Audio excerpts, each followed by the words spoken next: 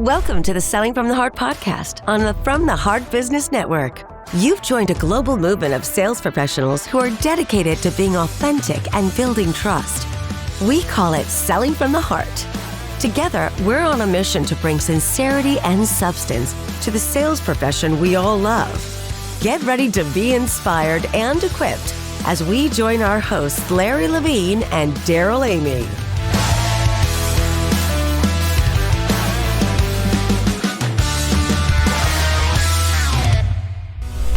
If you love the Selling from the Heart podcast, then you know how much we value authentic leadership and building relationships with heart. But here's the thing. Great leadership doesn't stop with sales. It starts at the top with CEOs who inspire trust, create meaningful cultures, and lead with purpose.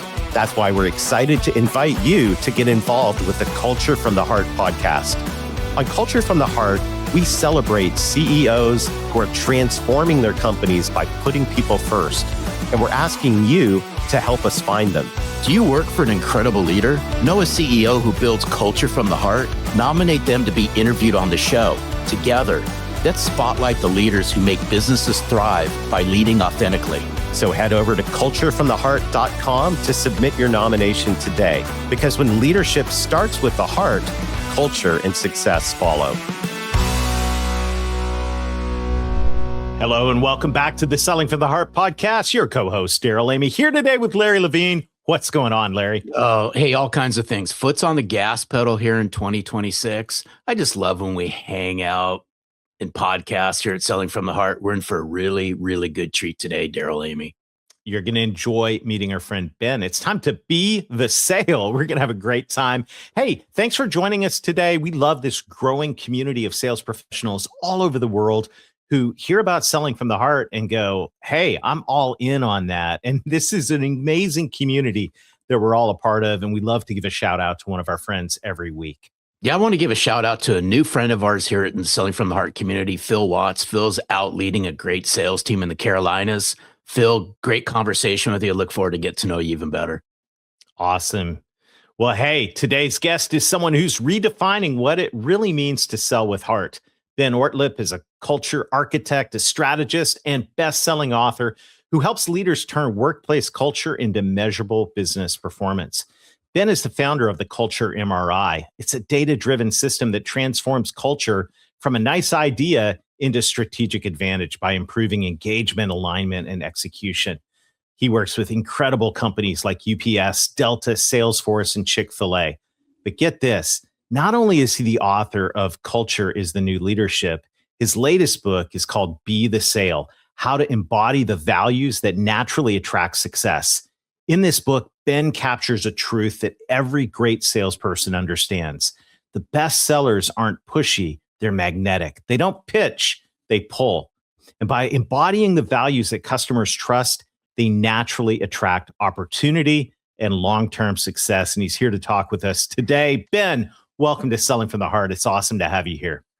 I'm so excited to be here. Thank you so much for having me. Oh, it's our pleasure. Thank you for hanging out. Yeah, going to be fun as we get started. Ben, you know the question that every guest on the Selling from the Heart podcast answers. That is, what does it mean to you to sell from the heart? I am so happy to talk about that question. In fact, when I learned the title of the podcast for the first time, I thought, man, where else would you sell from and expect to have any success? And actually, the more I thought about it, and it tracks perfectly with the book that's just out, people don't buy the best products and services. We know that statistically, people buy following the level of trust that they have with whoever's selling or whatever brand it is. So, to sell from the heart is to create an alignment between, buyer and seller. So selling from the heart means having the best interests of both parties served. Hey, I like this. I want to zero in, Ben, on this word alignment. Haven't heard it for a while used in the context of selling from the heart and what's it mean. So walk us through what alignment looks like inside Ben's mind when it comes to alignment and selling from the heart.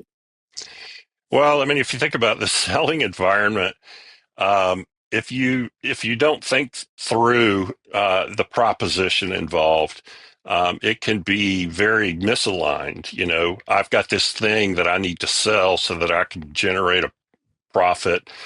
You've got this money that I need. And so the proposition is, if I could just figure out some way to coerce you, or if I could just, press the buttons that cause you to serve my agenda, to serve my objectives. And that's one way to sell. It's really a poor mindset, though.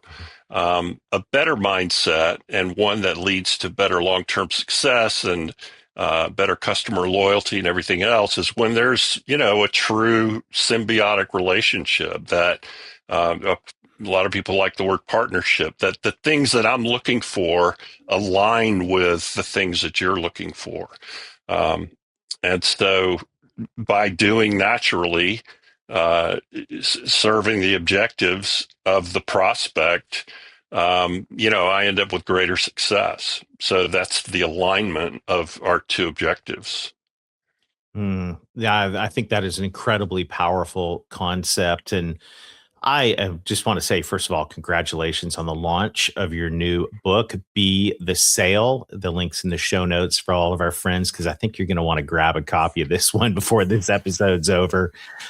Congratulations on the launch of the book. And I am fascinated, as somebody who is passionate about culture and somebody who is passionate about sales, how all of this came together from a culture expert to give us this book on selling. Yeah, it's a little unlikely if you think about it. And in fact, if I could just go back a little further, I was just a writer, kind of minding my own business when I got, and so one of the things I did was I would ghostwrite for a lot of the different things. And a lot of them were the business sort of thought leaders, people that you've heard of. I don't throw their names around, but, and so when they had a book project, they would turn to somebody like me to help them get their thoughts all, strategically organized and everything. And so I did that for a long time. And over the process of that, I got, and I can drop a few names here, but the Drucker Institute, I did seminal projects with those guys. And then a lot of the leadership gurus, that I've partnered with to write their books and so forth.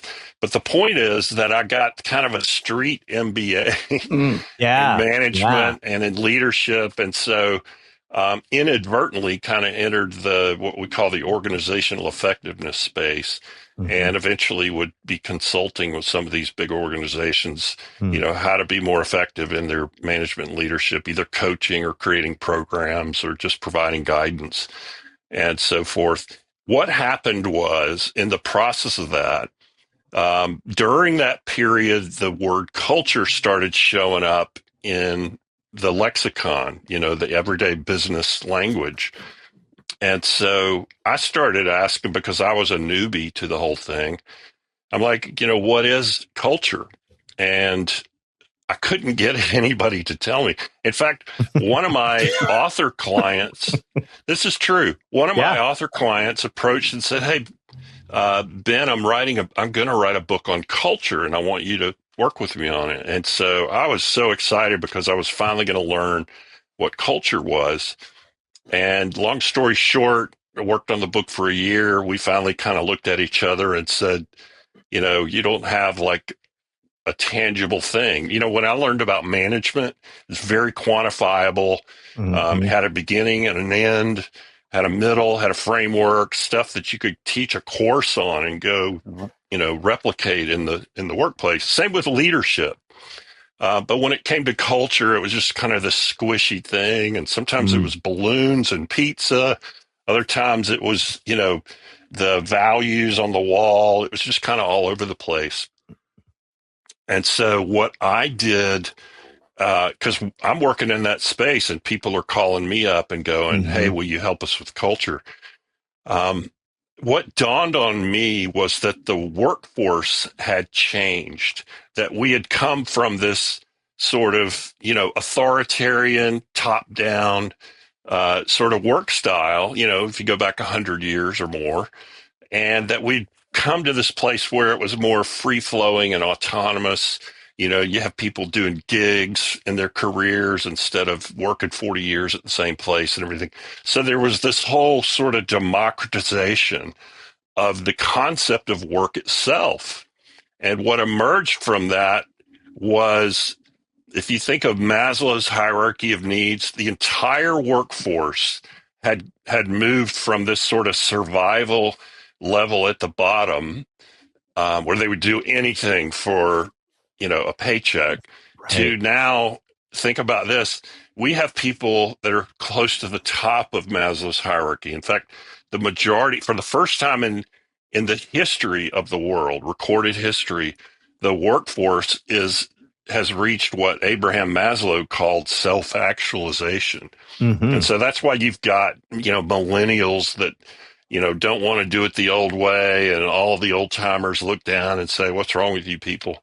But the point of this, in terms of sales, is that the psychology of work itself and the psychology of the way organizations are run has completely changed. And that's why, things like trust are so much more influential even than they used to be. And so the book that, this newest book, Be the Sale, came out of the realization, when you get to the top of Maslow's hierarchy, there are three sort of core needs that weren't there before that all of us want. We call them craft, cause, and community. Craft is the idea that everybody has this sort of desire to be good at something. They appreciate more. If you just think about the rise of things like craft beer and sort of the return to the old, hand-whittled stuff, that's an embodiment of the way people are sort of returning to this notion of craft being one of our highest values and one of our highest needs. The second one is cause, that everyone wants to believe in something, that we want the sense of satisfaction and fulfillment, that to know that what we do matters every day. And not just what we do in the workplace, but we want the things around us to have meaning and purpose. The third one is community, that without a sense of connection to other people and a sense of belonging, there's something missing in us.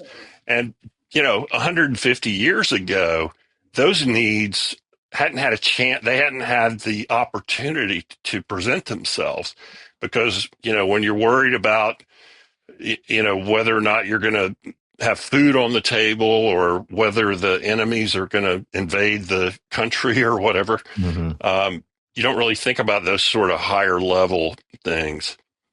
And so when you think about sales and selling from the heart, the landscape is set now where selling from the heart enables us to leverage this notion of connection and alignment, whereas before it was more transactional in nature. And it just so happens that craft, cause, and community are the very things that, when you do the hard work of developing yourself and embodying those three attributes, you become the person that your prospects are looking to do business with. Oh, I've go back and rewind this, everyone, and just pay attention to the last 5-6 minutes of this conversation. We're a massive fans here, at Selling from the Heart, around the word community. I'm so glad you brought this up, because somewhere, I think inside that community, you have to have trust. And in order to create some kind of a win-win long-term sustainability, the point behind all of this is, I'm glad you brought up community, because I don't think a lot of salespeople and sales leaders today look at their client base or their future client base and say, "Hey, I'm here to build community, and let's build a community based on alignment, which goes back to one of the words you used Yeah. earlier. I think this is fascinating stuff. Yeah, people just crave this so much. We're so isolated. A lot of us, or there's this tendency to that, especially with remote working and things like that. I kind of started paying more attention to this. I have a colleague, a friend, if you will, and I noticed that whenever there were prospects or clients, even, he sort of decided to handle it like a community. Instead of keeping them all in isolated boxes, he would actually get them all together. They would go to conferences together. He would put together these little, and so, they would share best practices among each other. They would talk about the experiences of using the services and products that this guy put together. But he just said, "Hey, we're all, we're all trying to solve the same things. Let's enjoy the journey together." And so if you think about it, that not only meets the needs of people, psychologically speaking, but it's also a very effective way to start exploring the value proposition of whatever goods and services you're trying to sell. And more importantly, the authenticity, the approachability, the access, it completely changes it opens things up so that prospects can feel like they're not in the middle of a pitch. They're actually doing life with some of these people in a way. And what comes out of that is trust. So community is one of them. These really work. These three attributes, craft, cause, and community, really work together, almost like a braided cord, if you will. And so we get into that in the book. We talk about what that means. This is doing the hard work of becoming the person that your prospects are looking for because they want to do business with you. They just need to see some cues, if you will, that you're the person that they can trust.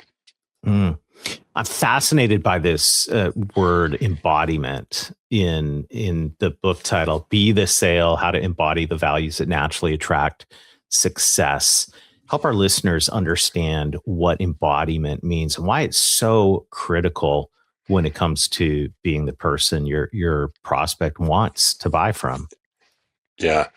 Well, golly, it's I've become sort of a psychologist through all this kind of work and discovery, but so much of what we do every day is psychological, it's emotional. And, the transactions that happen in the sales environment are no different. Yes, there are, budgets that have to be met and quotas and things like that. But don't fool yourself thinking that the personal interactions and trust aren't influencing those things because they are. The one study that I saw said that essentially, this idea of trust doubles the likelihood of a positive sales outcome. And so it's significant. But when, this is about doing the hard work.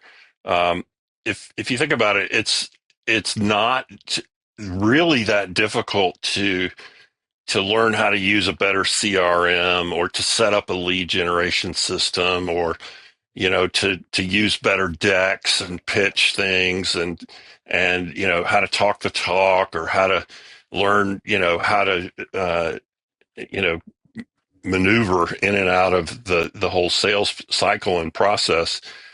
Those are things that, we like doing things.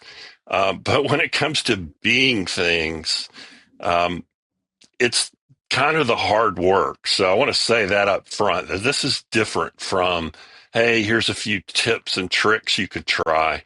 This is like, the reason that people aren't buying from you is because of you. It's because of who you are and how you come across. And that sounds tough to say, but if you think about it, the guys who are really naturally good at sales, there's just something about them. And what what we talk about in the book is here's the three things that are really moving the needle for these other people who are naturally successful. And guess what? They're all things that anybody can adopt. This isn't about some fake persona or anything like that, but there's these sort of character traits that with a little bit of effort on a consistent basis, you begin to reflect those. And doesn't the world just crave authenticity now? Isn't that the thing that is driving so much, even in the marketplace? We've all been burned by the hypocrisy. There's sort of a jaded mentality toward a lot of special interests and even big business itself. And so people are looking for that sort of authentic connection. And this is how you can exude that and embody that really wherever you go. It's not just limited to the sales environment or even work in general. This is going to affect the way you deal with your neighbors and with your own family members and everything else, because it's the thing that we all want now. The world has changed, and the psychology of all of us has changed. And, we came out of COVID and everybody was like, hey, what happened? Well, that was just revealing some slow tectonic, but very significant changes that have been going on all along. And, to be honest with you, I think we've done kind of a poor job of identifying and equipping people to function and thrive in the workforce as it is, and really in life in general. Because when a population reaches self-actualization, to borrow Maslow's term, it really just changes everything about how we live. Hey, this is good. I got to go back to this embodiment thing, and because you had mentioned that there's three things that people can easily adapt to. What are those? Mm-hmm.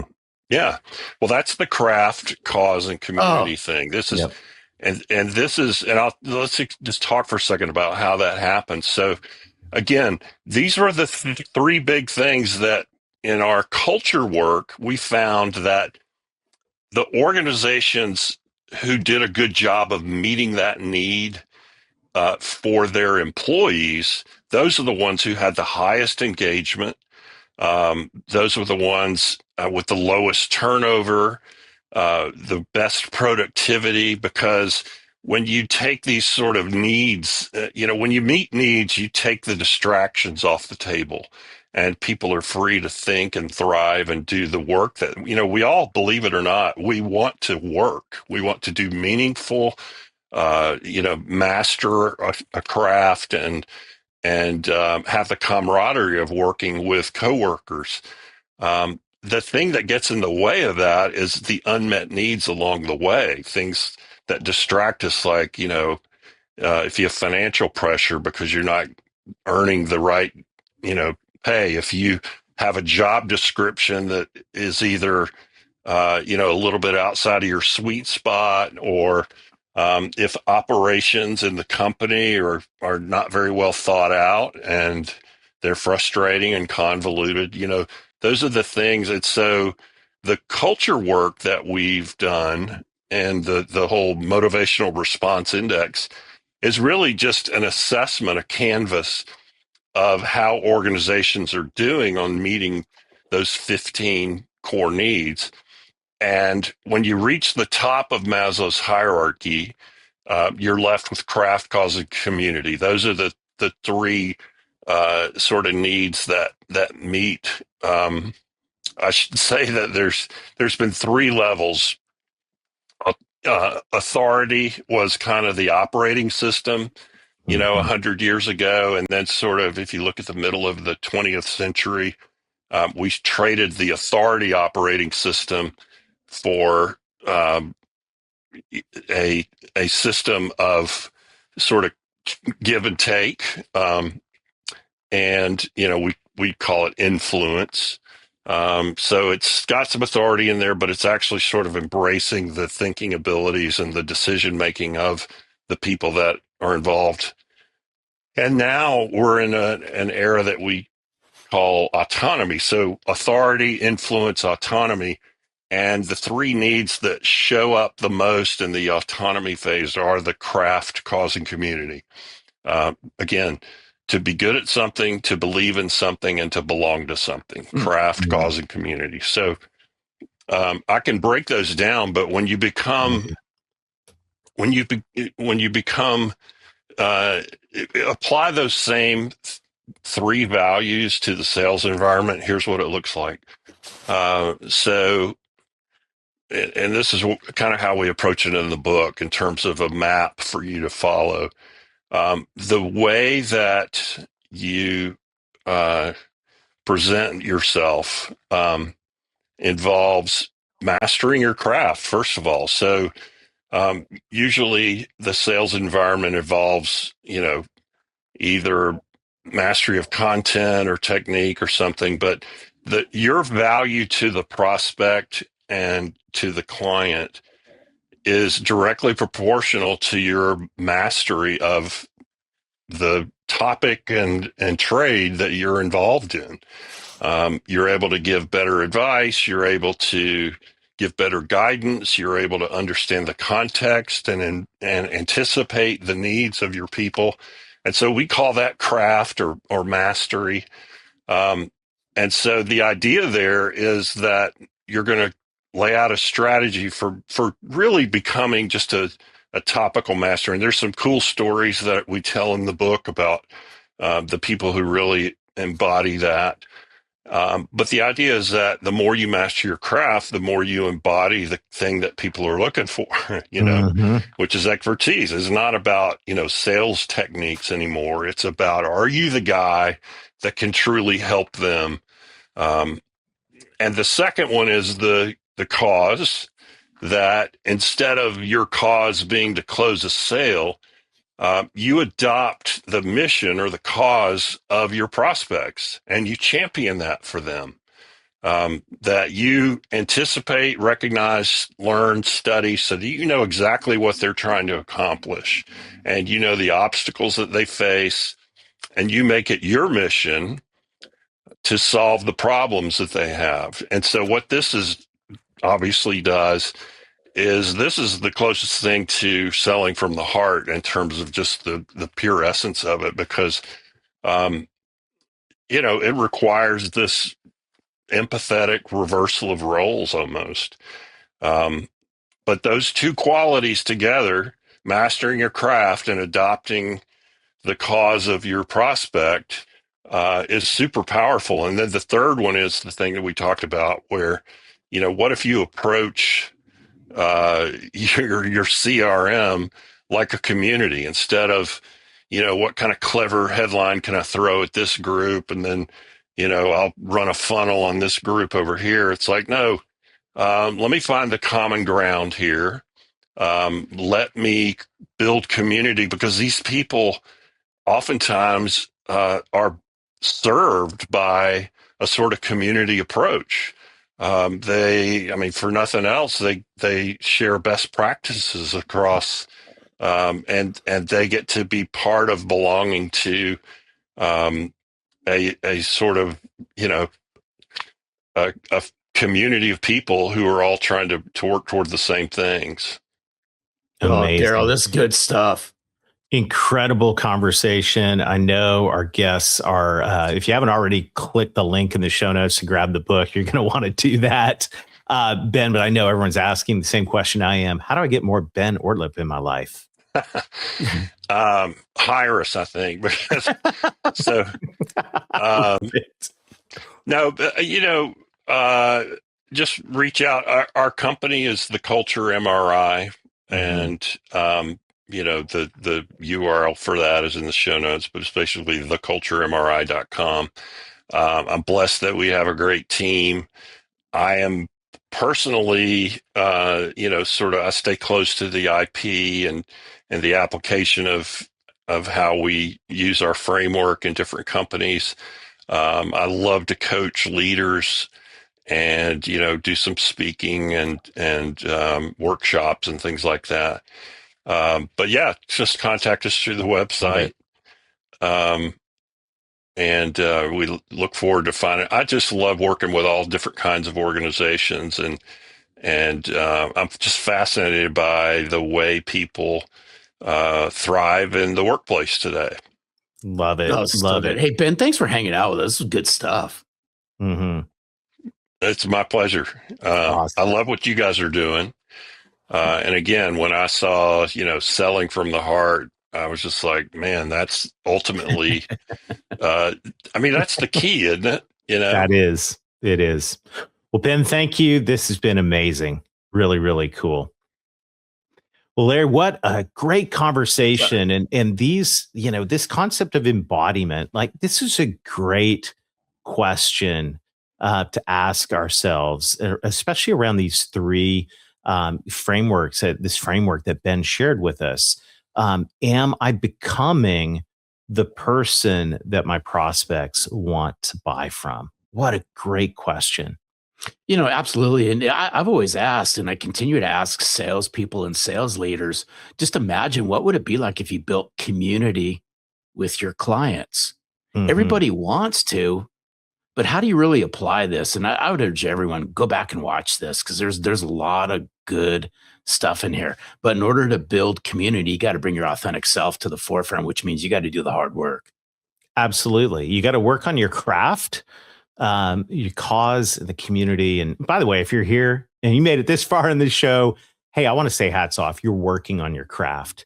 And there is a great community of sales professionals here who share similar values to you. So we encourage you to keep hanging out.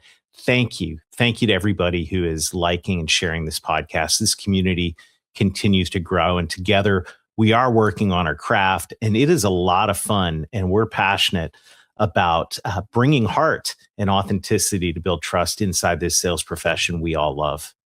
Absolutely. I just got to end with this because you left out the cause, and the cause of why we're doing all this is to eradicate all the empty suits that are out there that are plaguing the sales That's world. right. That's right. So grab a copy of Ben's book and make sure to join us next time. Until then, keep being genuine, keep being authentic, keep building trust, embody the values that naturally attract clients, and most of all, Sell from the heart.